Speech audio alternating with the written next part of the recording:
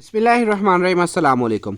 Reaction of alcohol which involve the entire alcohol molecule. ऐसे reaction जिसमें पूरे का पूरा अल्कोहल का मालिक्यूल जो है वो इन्वॉल्व होता है। तो सबसे पहले जो है वो इसका रिएक्शन है ऑक्सीडेशन। अब ऑक्सीडेशन बेसिकली एक स्ट्रॉन्ग ऑक्सीडाइजिंग एजेंट जैसे KMnO4 और कंसनट्रेटेड HNO3 के जो है ना मौजूदगी में होता है, जिसमें क्या होता है कि जो प्राइमरी अल्कोहल है ये कार्बोक्सिलिक एसिड में जो है वो ऑक्सीडाइज हो जाते हैं। अब ये एक अल्कोहल है, KMnO4 और बेस की मौजूदगी में या कंसनट्रेटेड HNO3 की मौजूदगी में ये ऑक्सीडाइज होगी। ऑक्सीडाइज होने के बाद ये एक एसिड में चेंज हो जाती है। ठीक है। अब बेसिकली ऑक्सीडेशन के वैसे तो इस सिर्फ समझाने के लिए मैं कह रहा हूँ कि ये वाली जो चीज़ होती है ना अल्कोहल, जब आप इसकी ऑक्सीडेशन करते हैं ना तो ऑक्सीडेशन से पहले स्टेप में इसमें से वाटर रिमूव हो जाता है और ये जो है ये एक एल्डिहाइड बन जाती है। और जब ये एल्डिहाइड बनती है तो फर्दर ऑक्सीडेशन जो है वो यहाँ पे होती है और यहाँ से इस तरीके से यूँ जो है वो ROH जो है वो ग्रुप बन जाता है। तो ये इसी तरीके से ये एक डायरेक्ट जो है वो मेथड है for the oxidation of alcohol. अब यहाँ पे ऑक्सीजन ऐड हो रही है और सेम इस तरीके से प्रोसीजर बन के ये एक एसिड बन जाता है। ठीक है। इसी तरीके से जैसे प्रोपानॉल है, प्रोपानॉल से प्रोपानोइक एसिड बन जाएगा। तो सेकेंडरी और टर्शरी अल्कोहल जो है ये आसानी के साथ जो है वो कंसनट्रेटेड HNO3 के साथ ऑक्सीडाइज हो जाती है। ये प्राइमरी अल्कोहल है। अब यहाँ पे हमारे पास ये एक सेकेंडरी अल्कोहल है। सेकेंडरी अल्कोहल जो है वो ऑक्सीडाइज कुछ इस तरीके से हो गई कि ये वाला मालिक्यूल ये भी ऑक्सीडाइज अलग होगा और ये वाला ऑक्सीडाइज अलग होगा। जब ये इतना ग्रुप ऑक्सीडाइज हुआ है, देखिए OH ऑलरेडी मौजूद है, तो मजीद जब ये यहाँ से एक और H, ये पूरे का पूरा मालिक्यूल यहाँ से निकल जाएगा। ठीक है। अब इसका स्ट्रक्चर कुछ इस तरीके से है, CH3C और ये H इधर है और इधर CH3 है। अब देखिए ये वाला मालिक्यूल अलग से ऑक्सीडाइज होकर यहाँ पे OH मौजूद है, तो ये दो बांड जो खाली हुए हैं यहाँ पर आकर ऑक्सीजन अटैच हो जाएगी, क्योंकि यहाँ पे हम ऑक्सीजन भी तो साथ ऐड कर रहे हैं। ठीक है। तो ये वाला हमारे पास एथानोइक एसिड बन जाएगा और ये वाला जो कार्बन है ये कार्बन डाइऑक्साइड में चेंज हो जाएगा, ये जो कार्बन है। ठीक है। और ये जो दो हाइड्रोजन है ये भी ऑक्सीडाइज होकर वाटर के मॉलिक्यूल में चेंज हो जाएंगे। ठीक है। इसी तरीके से 2 मिथाइल प्रोपेन 2OL जो है वो भी इसी तरीके से ऑक्सीडाइज होगी। ठीक है। ऑक्सीडाइज होने के बाद क्या होगा, देखें ये वाला जो मॉलिक्यूल है इतना, ये वाला अलग से ऑक्सीडाइज, ये भी CH3 निकल जाएगा, ये भी CH3 निकल जाएगा। तो ये वाला मॉलिक्यूल अलग से ऑक्सीडाइज होने के बाद एथानोइक एसिड बन जाएगा, क्योंकि दो बांड निकल जाएंगे, यहाँ पे ऑक्सीजन आके डबल बांड बना लेगी। ये कार्बन ऑक्सीडाइज होकर कार्बन डाइऑक्साइड में चेंज हो जाएगा, ये वाला भी एक कार्बन डाइऑक्साइड में चेंज हो जाएगा, तो लिहाजा दो कार्बन डाइऑक्साइड बन जाएंगे। प्लस ये वाले हाइड्रोजन जो है ये वाटर के मॉलिक्यूल में रिलीज हो जाएंगे। अच्छा, अब यहाँ पे ऑक्सीजन ऐड हो रही है, यहाँ पे हमें बैलेंस का कोई मसला नहीं है, इक्वेशन आप बैलेंस करें या ना करें। ठीक है। लेकिन ऑक्सीजन यहाँ पे ऐड हो रही है और इस तरीके से मॉलिक्यूल अलग अलग जो है वो ऑक्सीडाइज हो रहे हैं। नेक्स्ट देखें, selective oxidation of primary alcohol. Selective oxidation से मुराद ये है कि सिर्फ एक लिमिटेड एक्सटेंट तक जो है वो हमने ऑक्सीडेशन करनी है। और क्या होगा, इसमें हमने कैटालिस्ट जो इस्तेमाल करना है पायरिडीनियम क्लोरोक्रोमेट, जिसको हम एब्रीविएशन उसकी PCC कर सकते हैं। ठीक है।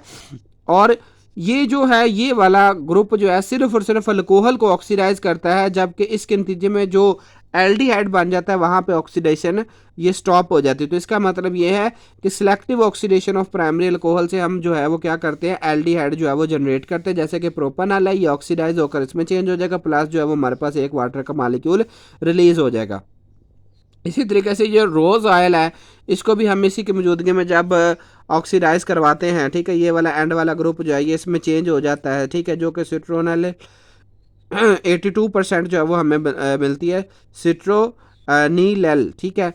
तो ये वाला जो मेथड है ये बहुत ही अहम मेथड है, जो कि सिर्फ और सिर्फ एल्डिहाइड जनरेट करता है। अब नेक्स्ट है ऑक्सीडेशन ऑफ सेकेंडरी अल्कोहल। अब सेकेंडरी अल्कोहल की जो ऑक्सीडेशन है ये सोडियम क्रोमेट की मौजूदगी में होती है और ये सारा एसिडिक मीडियम में होता है और इसके नतीजे में हमें कीटोन मिलेगी। इसी तरीके से the reagent which is often used for oxidation of alcohol is Jones reagent. अब जॉन रीजेंट में कौन कौन है, क्रोमियम ऑक्साइड है, सल्फ्यूरिक एसिड है और एसीटोन के सोल्यूशन में है। ठीक है। तो इन दोनों में से कोई भी हम यूज़ कर सकते हैं। अगर हम ये एसिडिक मीडियम में यूज़ करते हैं, ये जॉन रीजेंट जो है ना वो यूज़ करते हैं, तो ऑक्सीडेशन कुछ इस तरीके से होगी कि ये वाला H और ये वाला H जो है ये रिमूव हो जाएगा, ये बन जाएगा H2।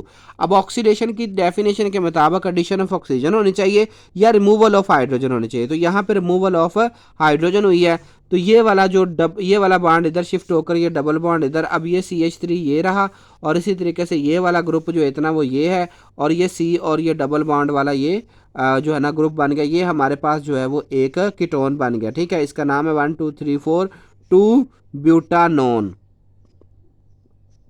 ठीक है, अब इसी तरीके से साइक्लोहेक्सानोल जो है वो भी यहाँ से ऑक्सीडाइज हो जाएगा, दोनों H निकल जाएंगे, प्लस H2 बन के ये निकल गया, और ये वाला ऑक्सीजन यहाँ पे डबल बॉन्ड बनाकर साइक्लोहेक्सानोन में जो है वो चेंज हो जाएगा। ठीक है, ये भी कीटोन बन गया, अल्कोहल से कीटोन बन गया।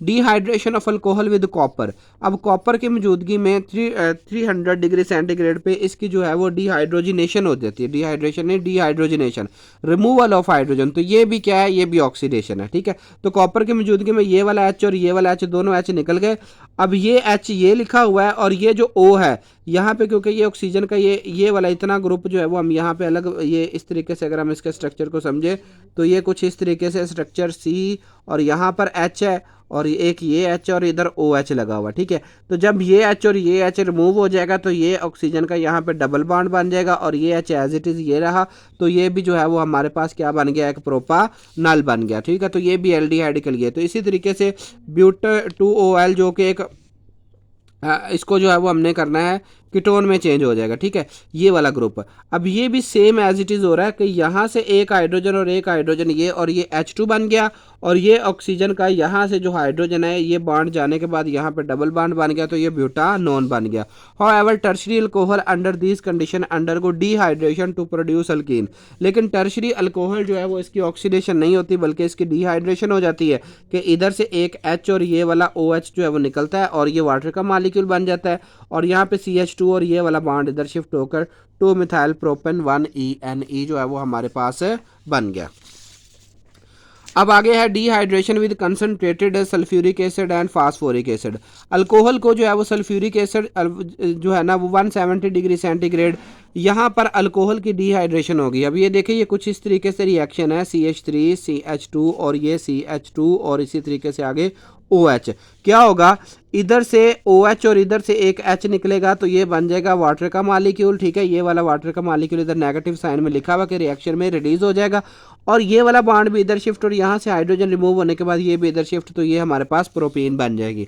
इसी तरीके से पेंटेन 3OL, यहाँ से OH और इधर या एक इधर से जो है वो हाइड्रोजन रिमूव हो जाएगा, और रिजल्टिंग क्या हो जाएगा, एक डबल बॉन्ड जो है वो यहाँ पर जनरेट हो जाएगा। ठीक है, यहाँ पे ये इधर से H निकला है और H2O बन गया, और ये लेकिन यहाँ पे जो है वो 100 डिग्री सेंटीग्रेड पे जो है वो ये टेम्परेचर पे रिएक्शन हुआ है। इसी तरीके से जब टर्शरी अल्कोहल जो है वो डिहाइड्रेट होंगे तो वो इस तरीके से होंगे कि 60 to 70 degree centigrade temperature H2SO4 की मौजूदगी में होगा, तो ये वाला OH और इधर से एक H निकल जाएगा, और ये जो है वो हमारे पास जो है ये वाटर का मालिक्यूल रिलीज हो गया, और ये वाला बॉन्ड इधर शिफ्ट हुआ, एक कार्बन के यहाँ पे 3 हाइड्रोजन है, एक हाइड्रोजन निकलने से वो वाला बॉन्ड भी इधर शिफ्ट हो जाएगा, और यहाँ पे हमारे पास डबल बॉन्ड से 2 मिथाइल प्रोपीन जो है वो बन जाती है। अब डिहाइड्रेशन जो है POCl3 की मौजूदगी में और पायरिडीन की मौजूदगी में भी यहाँ पर जो है वो हो सकती है। तो हुआ क्या कि यहाँ से OH और इधर से जो है वो H निकला है, जिससे जो है ना 1 हाइड्रोक्सी 1 मिथाइल साइक्लोहेक्सेन जो थी वो चेंज हो जाएगी मिथाइल साइक्लोहेक्सीन में। ठीक है, और साथ वाटर जो है वो रिलीज हो जाता है। ठीक है, इसी तरीके से जो है ना ये वाले ऑक्सीडेशन रिएक्शन जो है, अब जो अल्कोहल जो है वो हाइड्रोक्सल ग्रुप का ये सबसे पहले कहता है कि ये अल्कोहलिक ग्रुप जो है POCl3 के साथ रिएक्शन करता है और एक इंटरमीडिएट कॉम्प्लेक्स बनाता है। वो इंटरमीडिएट कॉम्प्लेक्स जो है ये पायरिडीन जैसा कि है कि ये जो है वो इस H के ऊपर अटैक करता है, और ये वाला बॉन्ड इधर शिफ्ट हो जाता है, और ये वाला ग्रुप पूरे का पूरा रिलीज हो जाता है। यानी कि साइक्लोहेक्सानोल जो है ना ये वाला साइक्लोहेक्सानोल, यहाँ पे अब मिथाइल ग्रुप लगाना, तो अगर हम साइक्लोहेक्सानोल की बात करें तो ये जो है वो सबसे पहले POCl3 के साथ रिएक्शन करके एक इंटरमीडिएट कॉम्प्लेक्स बनाएगा इस तरीके से, जो कि बाद में पायरिडीन जो आएगा वो इस H को लेकर जो है ना वो चला जाएगा, और ये वाला मालिक्यूल रिलीज हो जाएगा, और ये वाला बॉन्ड इधर शिफ्ट हो जाएगा, तो ये साइक्लोहेक्सीन जो है वो हमारे पास जनरेट हो जाती है। ठीक है, अब इसके बाद जो है वो distinction of primary secondary and tertiary alcohol, ये हम अगले लेक्चर में करेंगे, जो कि विक्टर मेयर टेस्ट और इसका मैकेनिज्म जो है वो डिस्कस करेंगे। जज़ाकल्लाह, अल्लाह ताला आपके और मेरे इल्म में इजाफा फरमाए। अगर आपको ये लेक्चर अच्छा लगा हो तो प्लीज़ सब्सक्राइब माय चैनल।